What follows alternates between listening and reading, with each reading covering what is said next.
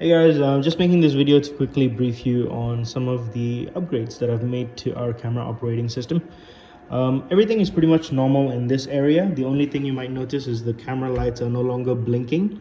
They are not actually supposed to be blinking. They're supposed to be like this. But for some reason, this controller was stuck in updating mode.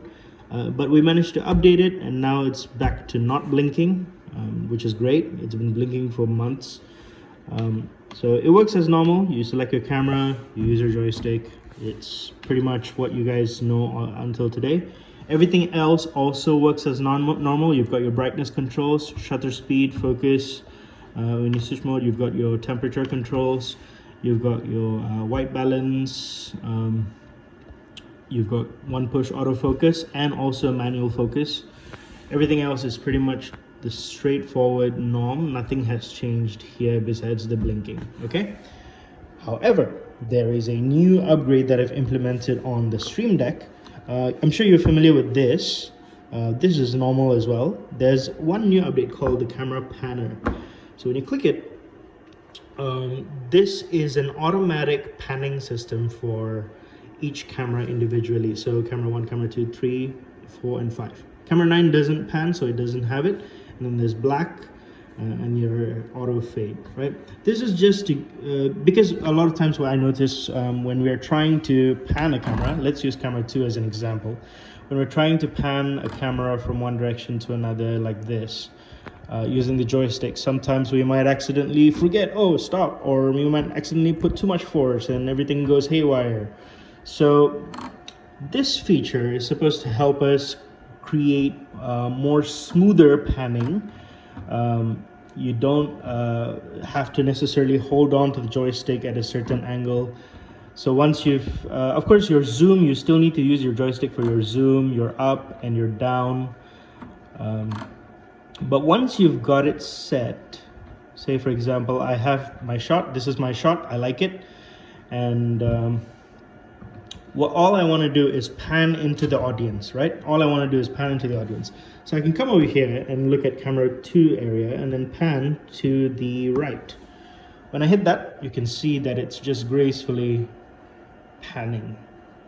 It will just keep panning all the way until it can no longer pan anymore, which is not recommended. So once you've gotten to the place where you're done, you can stop it. So when you stop it, it stops. You can keep panning again. You can even go to the other side. So it goes to the other side and stop. Okay, that's all that it does. And you can do this to multiple cameras at the same time. So you see, I just clicked all the buttons. You know, it says camera 2 is panning, camera 1. Yeah, camera 1 is panning, camera 2 is panning, camera 3 is panning, 4, 5. Yeah, so all of them are just panning at once. You don't have to like only do one at a time. So I'm just going to stop all of them. So that's one area of it. So you can use that as you would like.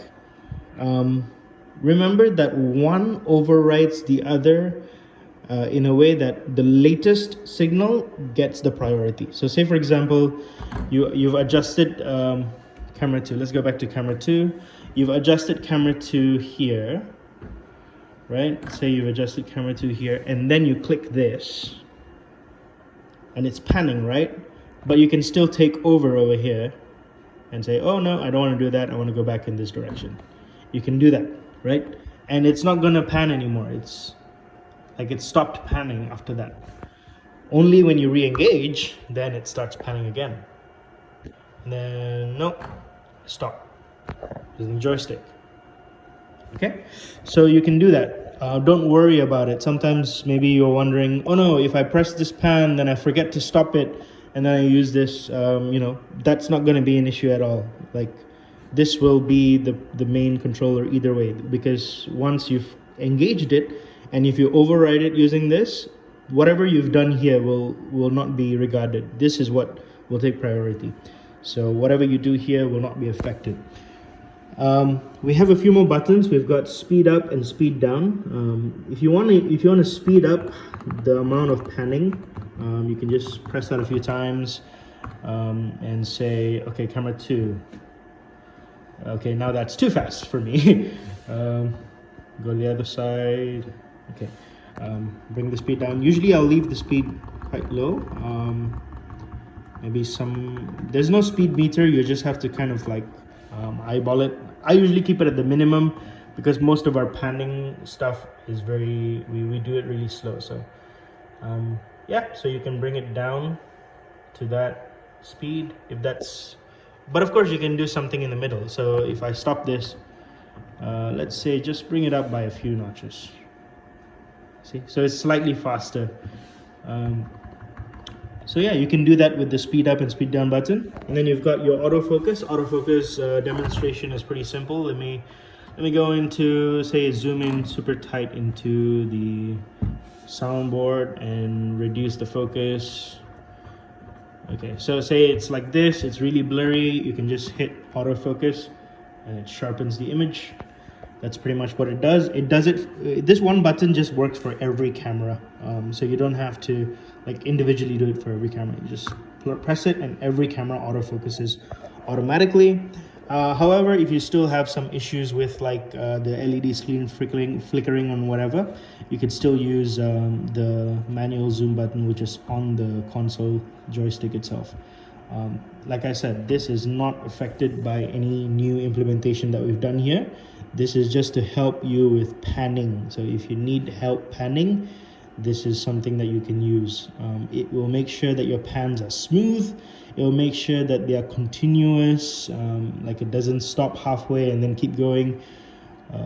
This is just an easy way to make sure that your pans are smooth, and you're able to also make sure that your autofocuses are engaged whenever you need them.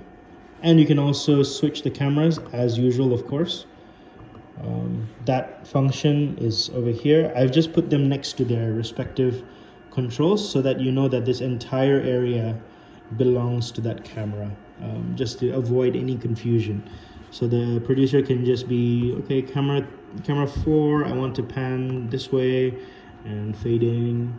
So camera 4 is faded in and is panning into the wall. Okay, I didn't expect that angle. But of course, you get the idea, right? It just pans from wherever it starts. That's all, folks. Hope that was helpful. If you guys got any questions, feel free to let me know. All right, thank you.